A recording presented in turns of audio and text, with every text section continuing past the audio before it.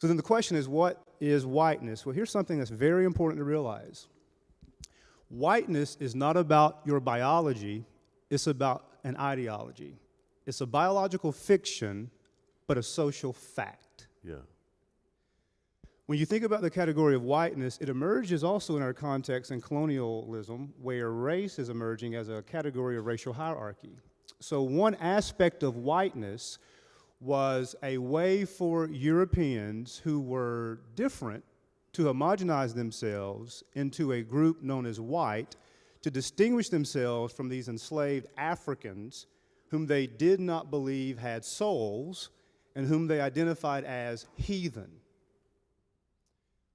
One reason we get slavery is because of the construct of whiteness. One reason, right? Of course, slavery is complicated. But race, hear this carefully, I'm going to lean in on this one, all right? I'm trying to be pastoral.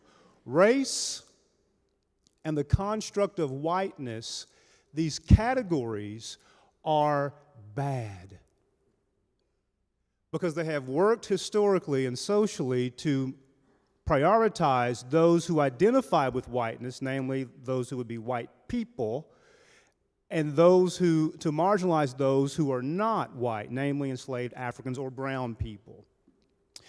So when you think about issues of the Confederacy and the flag, that represents white power, white privilege.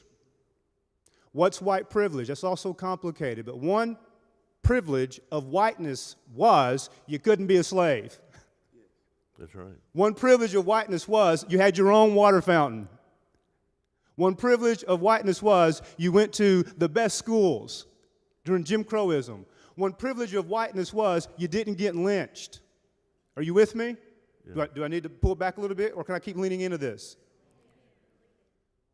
So what the flag represents to many black and brown people, and I don't speak for all of them, but to many of us it represents white terrorism against non-white people.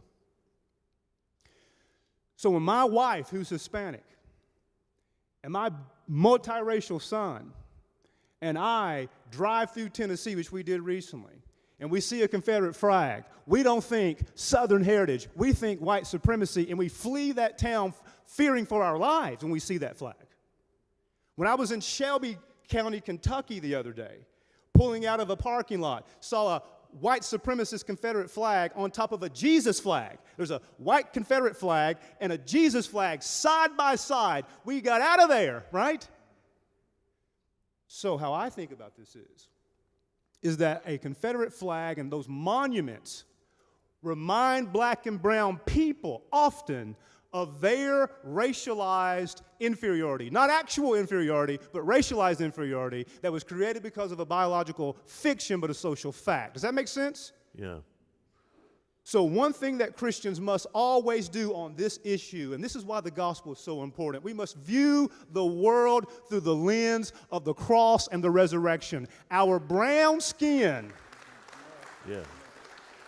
our brown skin, Mediterranean, Jewish Messiah, Yeah. who probably looked more like Ho, me, and Curtis and Brian than he looked like Ric Flair, right? Died on the cross, That's right. resurrected from the dead to kill all idols. That's right. And one idol, okay, let me calm down. One idol is the perpetuation of white supremacy Yeah. and the artifacts that symbolize white power and privilege. Yeah.